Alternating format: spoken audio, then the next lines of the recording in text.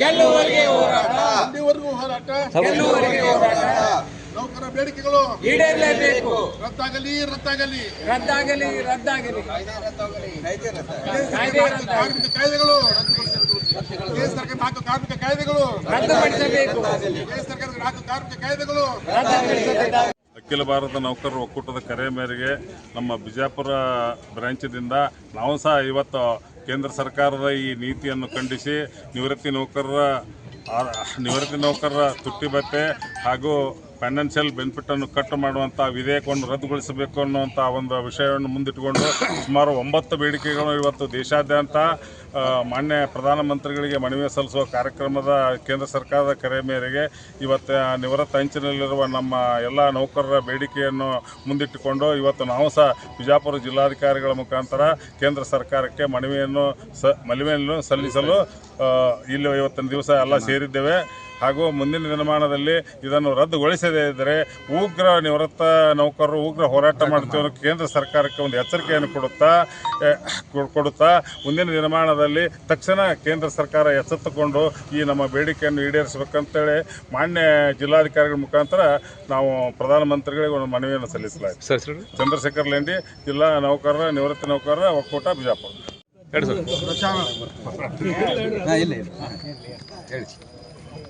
ಬಂಧುಗಳೇ, ಇವತ್ತು ಅಖಿಲ ಭಾರತ ನಿವೃತ್ತಿ ನೌಕರರ ಫೆಡರೇಷನ್ ವತಿಯಿಂದ ಬೇಡಿಕೆ ದಿನಾಚರಣೆ ಪ್ರಯುಕ್ತ ಬಿಜಾಪುರ ಜಿಲ್ಲೆಯಲ್ಲಿ ಪ್ರತಿಭಟನೆ ಮಾಡ್ತಾ ಇದ್ದೇವೆ.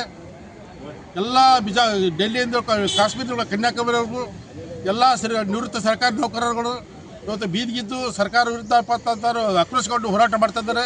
ನಮ್ಮ ನೌಕರ ಬೇಡಿಕೆಗೆ ಏನು ಇವತ್ತು ನಿವೃತ್ತಿ ನೌಕರ 40 ವರ್ಷ 70 ಸಾವಿರ ಕೂಡ ಇವತ್ತು ಹೋರಾಟ ಬೀದಿಗಿದ್ದು ಹೋರಾಟ ಮಾಡೋಕ್ಕೆ ಅವಶ್ಯಕತೆ ಏನು ಯಾಕೆ ಬಂತಂತಂದರೆ ಸರ್ಕಾರ ಇತ್ತೀಚೆಗೆ 2022 ಕಾಯ್ದೆ ಬಂತು. ಆ ಕಾಯ್ದೆ ಪ್ರಕಾರ ಸ್ಥಗಿತ ಡಿ ಎನ ಆರ್ಥಿಕ ನಮಗೆ ಪ್ರತಿ ವರ್ಷಕ್ಕೊಂದು ಸಲ 2 ಸಲ ಡೇ ಕೊಡ್ತಾರೆ. 2 ಸಲ ಡೇ ಕೊಡೋ ಮುಖಾಂತರ ನೌಕರರಿಗೆ ಈ ಬೆಲೆ ಸೂಚಕ ಅನುಗುಣವಾಗಿ ಅದು ಬೇಡಿಕೆ ಬೆಲೆ ಸೂಚಕ ಅನುಗುಣವಾಗಿ ಆರ್ಥಿಕ ಮಟ್ಟವನ್ನು ಸ್ಥಿರಗೊಳಿಸುವ ಸಂಬಂಧ ಡಿ ಕೊಡ್ತಾರೆ. ಆ ಡಿ ಏನಪ್ಪ ಅಂತಾರೆ ಈ ಕೇಂದ್ರ ಸರ್ಕಾರ ಸ್ಥಗಿತಗೊಳಿಸಿದ್ದಾರೆ, ಸ್ಥಗಿತಗೊಳಿಸ ಕಾಯ್ದೆ ತಂತಾರೆ. ಈ ಸ್ಥಗಿತಗೊಳಿಸೋ ಮುಖಾಂತರ ಆರ್ಥಿಕ ನಷ್ಟ ಆಗುತ್ತೆ. ಈಗೇನು ಪೆನ್ಷನ್ ತೆಗೆದುಕೊತಾರೆ ಅದಕ್ಕೆ ಸ್ಟಿಕನ್ ಆಗ್ಬಿಡ್ತದೆ, ಸಾಯುವವರೆಗೆ ಅಷ್ಟೇ ಪೆನ್ಷನ್ ತಗೋಬೇಕು. ಈ ಒಂದು ಡಿಮ್ಯಾಂಡ್ನಿಂದ ಇಡೀ ರಾಷ್ಟ್ರೀಯ ಮಟ್ಟದಲ್ಲಿ ನಿವೃತ್ತ ಸರ್ಕಾರವರು ಭಾಳ ಆಕ್ರೋಶಗೊಂಡಿದ್ದಾರೆ, ಮಾನಸಿಕವಾಗಿ ನೊಂದಿದ್ದಾರೆ. ಈ ಆಕ್ರೋಶ ಮುಖಾಂತರ ಸರ್ಕಾರ ನೌಕರು ಬೀದಿಗಿಳಿದಪ್ಪ ಸರ್ಕಾರ ವಿರುದ್ಧ ಘೋಷಣೆ ಹೋಗಂತ ಹೋರಾಟ ಮಾಡ್ತಾ ಇದ್ದೇವೆ. ಈ ಒಂದು ಕಾಯ್ದೆ ಕೂಡ ರದ್ದುಗೊಳಿಸಬೇಕು. ನಿವೃತ್ತಿ ನಂತರ ಸರ್ಕಾರ ಪತ್ತಾರೆ ಕೇಂದ್ರ ಸರ್ಕಾರ ಘನತೆ ಬದುಕಿಸಲಿಕ್ಕೆ ಇನ್ನೂ ಹೆಚ್ಚು ಸೌಲಭ್ಯ ಕೊಡಬೇಕು. ಆದರೆ ಉಲ್ಟಾ ಸರ್ಕಾರ ಇವುಗಳು ಅಂದರೆ ಪೆನ್ಷನ್ ಅಷ್ಟೇ ಸಹಿಸಿಕೊಡ್ಬೇಕಂತ ಆರ್ಥಿಕ ಅಭದ್ರತೆ ಉಂಟು ಮಾಡಿದ್ರೆ ಆರ್ಥಿಕ ಅಭದ್ರತೆ ಅಂತಾರೆ. ಜನ ಜೀವನ ಮಟ್ಟ ಕುಸಿತಾ ಇದೆ.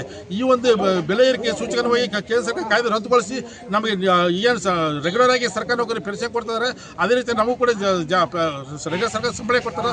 ಆ ಪ್ರಕಾರ ಡಿ ಎ ಕೂಡ ಜಾಸ್ತಿಗೊಳಿಸಬೇಕು ಅಂತಕ್ಕಂಥ ಈ ಮೂಲಕ ಆಗ್ರಹ ಪಡ್ತಾ ಇದ್ದೀನಿ. ಜೊತೆಗೆ ಇನ್ನೂ ಡಿಮ್ಯಾಂಡ್ ಅಂತಾರೆ. ನಮ್ಮ ಇನ್ನೊಂದು ಹೊಸ ಡಿಮ್ಯಾಂಡ್ ಅಂತಾರೆ. ಸುಮಾರು 10 ಡಿಮ್ಯಾಂಡ್ ಮೊನ್ನೆ ಕುರುಕ್ಷೇತ್ರದಲ್ಲಿ ನಡೆದಂಥ ಸಂದರ್ಭದಲ್ಲಿ ನಾವು ಸುಮಾರು 10 ಡಿಮ್ಯಾಂಡ್ ಇಟ್ಕೊಂಡು ಅಂತಾರೆ ಇಡೀ ರಾಷ್ಟ್ರೀಯ ಕಾಲ್ ಕೊಟ್ಟಿದ್ದಾರೆ. ಏನಪ್ಪ ಅಂತಾರೆ 65 ವರ್ಷಕ್ಕಿಂತ ಮೇಲ್ಪಟ್ಟು ಅಂತಾರೆ 10% ಕೊಡಬೇಕಂತಕ್ಕಂಥದ್ದು. 70 ವರ್ಷಕ್ಕಿಂತ ಮೇಲ್ಪಟ್ಟು ಅಂತಂದರೆ 20% ಕೊಡಬೇಕು. 70 ವರ್ಷ ಜೀವನ ಇನ್ನು ಬದುಕಿದ್ರೆ 30% ಕೊಡಬೇಕು. ಆಮೇಲೆ 80 ವರ್ಷಕ್ಕಿಂತ 80 ವರ್ಷ ಆದ ನಂತರ 50% ಇದು ಬೇಸಿಕ್ ಸ್ಯಾಲ್ರಿ ಕೊಡಬೇಕು. ಆಮೇಲೆ 85-90 ವರ್ಷ ಅಂತಂದರೆ ಸುಮಾರು 100% ಕೊಡಬೇಕು. 90 ನಂತರ 100% ಕೊಡಬೇಕಂತಕ್ಕಂಥದ್ದು. ಆದರೆ 60 ವರ್ಷಕ್ಕೆ 60 ವರ್ಷ ಎಷ್ಟೋ ಕಾಯಿಲೆ ಬಂದು ಸತ್ತು ಹೋಗ್ತಿರ್ತೀವಿ. ಆದರೆ ಅವರ ಆಯುಷ್ಯ ಗಟ್ಟಿರ್ತಾರೆ, ಆರ್ಥಿಕವಾಗಿ ಭದ್ರತೆ ಇರ್ತಾರೆ. ಈ ಒಂದು ಜಾಸ್ತಿ ಮಾಡೋದ್ರ ಮುಖಾಂತರ ನೌಕರಿಗೆ ಮೆಡಿಕಲ್ ಅಲೋಸ್ ನಮಗೆ ಈಸಿಯಾಗಿ ಸಿಗುತ್ತೆ. ಈ ನಮ್ಮ ಮೆಡಿಕಲ್ ಅಲೋಸ್ ಅದು ಪಡ್ಕೊಳ್ಳೋಕೆ ಅನುಕೂಲ ಆಗುತ್ತೆ. ಅದಕ್ಕೆ ವೈದ್ಯಕೀಯ ಸೌಲಭ್ಯ ಪಡ್ಕೊಳ್ಳೋಕೆ ಈ ರೀತಿಯಲ್ಲಿ ಕೊಡಬೇಕಂತಕ್ಕಂಥ ನಮ್ಮ ಡಿಮ್ಯಾಂಡ್ ಅದ. ಜೊತೆಗೆ ಅಂತಂದರೆ ಹಿರಿಯ ನಾಗರಿಕ ಅಂತಾರೆ ರಿಯಾಯಿತಿ ಕೊಡಬೇಕು. ಸರ್ಕಾರಿ ಬಸ್ನಲ್ಲಿ ಆಗಿರ್ಬೋದು, ಓಲೋ ಬಸ್ನಲ್ಲಿ ಆಗಿರ್ಬೋದು, ಕೋಬಟ್ಟಿ ಬಸ್ನಲ್ಲಿ ಆಗಿರ್ಬೋದು, ಆಮೇಲೆ ಟ್ರೈನ್ ಆಗಿರ್ಬೋದು, ಆಮೇಲೆ ಇದು ಫ್ಲೈಟ್ ವಿಮಾನದಲ್ಲಿ ಆಗಿರ್ಬೋದು. ಯಾಕೆ ವಯಸ್ಸಂತ ನಡೆದಾಡೋಕ್ಕೆ ಕಷ್ಟ ಐತಿ. BP, ಶುಗರ್, ಕಿಡ್ನಿ ಹಲವಾರು ಸಮಸ್ಯೆಗಳ ರೋಗ ಇರ್ತವೆ. ಆ ಒಂದು ನೀತಿಯಾಗಿ ಸರ್ಕಾರ ಇಡೀ ದೇಶ ಸುತ್ತಾಡಬೇಕಲ್ಲ.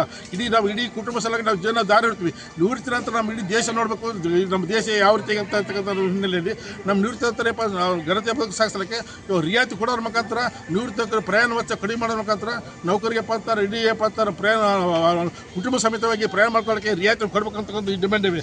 ಸೊ ಅದ್ರ ಜೊತೆಗೆ COVID-19 ಕೋವಿಡ್-19 ಇದ್ದಂಥ ಸಂದರ್ಭದಲ್ಲಿ ಸರ್ಕಾರ ಇಲ್ಲ ಎಷ್ಟೋ ಕೆಲವು ಜನ ಸರ್ಕಾರ ನೌಕರು ಮರ್ತು ಬಿಟ್ಟಿದ್ದಾರೆ.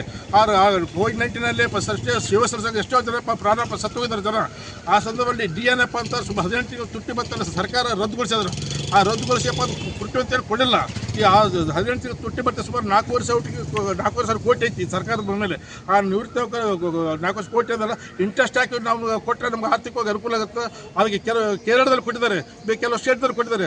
ಆ ರೀತಿಯಲ್ಲಿ ನಮ್ಮ ಕರ್ನಾಟಕದಲ್ಲಿ ಕೂಡ ಕೋವಿಡ್-19ನಲ್ಲಿ ನಂತರದಲ್ಲಿ ಏನು ಮುಟ್ಟುಗೋಲು ಹಾಕಿದ್ರೆ 18 ತಿಂಗಳು ತುಟ್ಟಿ ಭತ್ತೆ ಪುನರಾಗಪ್ಪ ನಮಗೆ ಕೊಡಬೇಕಾದ ಡಿಮ್ಯಾಂಡ್ ಅದು. ಸೊ ಎಲ್ಲ ಡಿಮ್ಯಾಂಡ್ ಇಟ್ಕೊಂಡು ಆಮೇಲೆ ಜೊತೆಗೆ ಕಂಪಿಟೇಷನ್ 15 ವರ್ಷ ನಂತರ ನಮ್ಮ ಕಂಪಿಟೇಷನ್ ಕೊಡ್ತಾರೆ. ಅದನ್ನ 11 ವರ್ಷಕ್ಕೆ ಅಂತಂದ್ರೆ ನಿಲ್ಲಿಸ್ಬೇಕಂತ ಇದು ಅನುಕೂಲ ಆಗುತ್ತೆ. ಯಾಕಂತಾರೆ ಈ 70 ವರ್ಷ ನಂತರ ಎಷ್ಟು ಜನ ಬದುಕುತ್ತೆ ಒಂದು ಗ್ಯಾರಂಟಿ ಇಲ್ಲ. ಈಗ ರಾತ್ರಿ ಮಾಡ್ಕೊಡ್ತಾರೆ, ಬೆಳಗ್ಗೆ ಸತ್ತೋಗ್ಬಿಡ್ತಾರೆ. ಈ ಮನುಷ್ಯನ ಆಯುಷ್ ಕಡಿಮೆ ಆಗ್ತಾ ಇದೆ. ಆ ಹಿನ್ನೆಲೆ ಏನಪ್ಪ ಅಂತಾರೆ ನಮಗೆ 11 ವರ್ಷ ಗಳಿಸ್ಬೇಕು ಅಂತಕ್ಕಂಥದ್ದು. ಆಮೇಲೆ ಜೊತೆಗೆ ಕಾರ್ಮಿಕ ಕಾಯ್ದೆಗಳನ್ನು ಜಾರಿ ತಂದರೆ ಕೇಂದ್ರ ಸರ್ಕಾರ 4 ಕಾರ್ಮಿಕ ನೀತಿ ಏನಪ್ಪ ಅಂತ ಇಡೀ ಅದ್ರ ವಿರುದ್ಧವಾಗಿ ಈಗಾಗಲೇ ರಾಷ್ಟ್ರಾದ್ಯಂತ ಕಾರ್ಮಿಕರು ನೌಕರೆಲ್ಲ ಪ್ರತಿಭಟನೆ ಮಾಡಿದ್ದಾರೆ. ಆ ಹಿನ್ನೆಲೆ ಇದರಲ್ಲಿ ಕೂಡ ಇದ್ರ ಜೊತೆ ನಮ್ಮ ಡಿಮ್ಯಾಂಡ್ ಅದ. ಯಾಕಂದರೆ ನಾವು ಯಾವುದೇ ಒಂದು ಆರ್ಥಿಕ ಸಮಸ್ಯೆ ನಾವು ಏಳಿಸ್ಬೇಕಾದ್ರೆ ಸರ್ಕಾರಕ್ಕೆ ಮುಡಿಪು ಪತ್ರ ಕೊಡಬೇಕಾಗುತ್ತೆ, ಪ್ರತಿಭಟನೆ ಮಾಡಬೇಕಾಗುತ್ತೆ, ಚಳವಳಿ ಮಾಡಬೇಕಾಗುತ್ತೆ, ಧರಣಿ ಮಾಡಬೇಕಾಗುತ್ತೆ. ಅಂತಹ ಸಂದರ್ಭದಲ್ಲಿ ಸರ್ಕಾರ ಚಳವಳಿ ಮಾಡಬೇಡ್ರಿ, ಸಂಘಟನೆ ಕಟ್ಟಬೇಡ್ರಿ, ರಾಜಿ ಮಾಡ್ಕೊಡ್ಬೇಡ, ನಾವು ಎಷ್ಟು ಕೊಡ್ತೀವಿ ಅಷ್ಟೇ ತಿಳ್ಕೊಂಡು ಗುಲಾಮಗಿರಿಯಲ್ಲಿ ವ್ಯವಸ್ಥೆ ಇದು ಮಾಡ್ತೇವೆ ಅಂತ ಅರಾಜಕತೆ ವ್ಯವಸ್ಥೆ ನಿರ್ಮಾಣ ಆಗಿ ತರ್ತಾ ಇದ್ವಿ.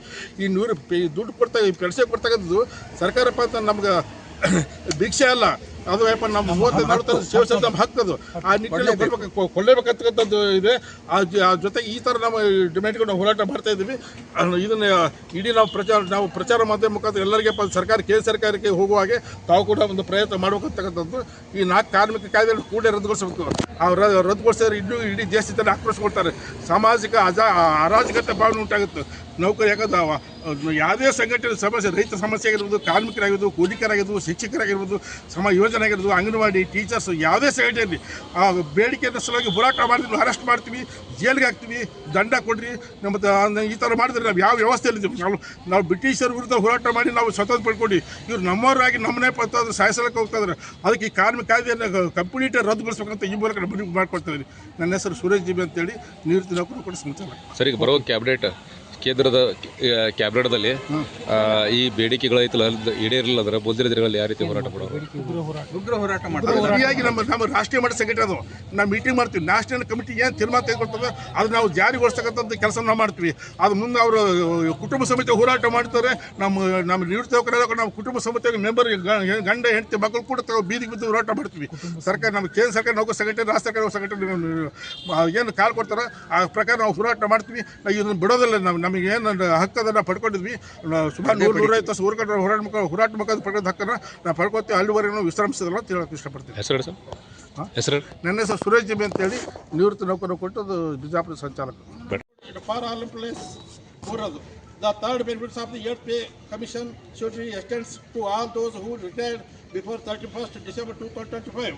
Fourth, the DRS allowance DA in all states should be increased to the same levels as central government pensioners, and the 18 months of the arrears damages of allowance during COVID-19 period should be paid along with interest. 5, pension commutation amounts should be directed for 11 years. 4 difference in the employees' interest should be generalized. 6th, concession on train travel, air travel, Volvo, AC buses, and private cooperative fares should be restored. 7th, all states should be provide health care to all pensioners in the country by providing medical insurance. 8, encash the pension age, the pension age accordingly. After attaining the age of 65 years, 10%.